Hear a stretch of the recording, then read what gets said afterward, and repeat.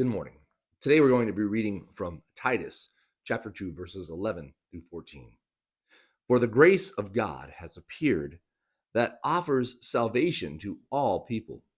It teaches us to say no to ungodliness and worldly passions, and to live self-controlled, upright, and godly lives in this present age, while we wait for the blessed hope, the appearing of the glory of our great God and Savior, Jesus Christ, who gave himself up for us to redeem us from all wickedness and to purify for himself a people that are his very own, eager to do what is good.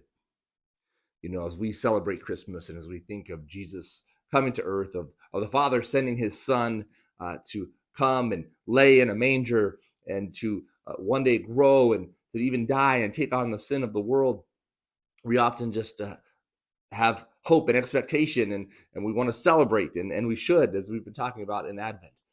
But we mustn't forget the uh, passage here that tells us that Jesus just didn't come to allow us to have great Advent celebrations, or to allow us to give gifts to one another, or to allow us to have a great time and sing Christmas carols and drink hot chocolate, or even to just thank God for him sending the Messiah.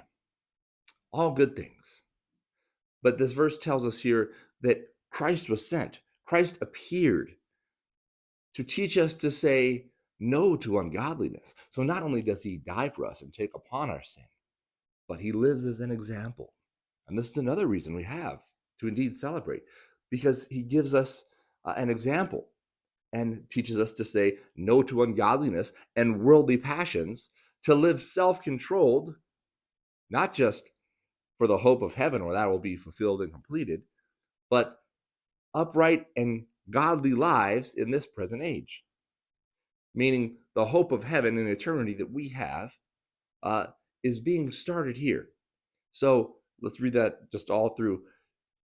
It teaches us, what does the grace of God? The grace of God teaches us to say no to ungodliness and worldly passions, and to live self-controlled, upright, and godly lives in this present age. There is the age to come, which is our blessed hope here.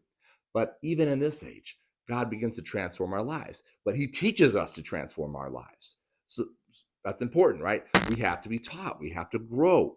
The grace of God, as we submit to it, teaches us and allows us to grow in godliness, and teaches us to say no to ungodliness, because our natural inclination is to say yes to ungodliness and no to godliness.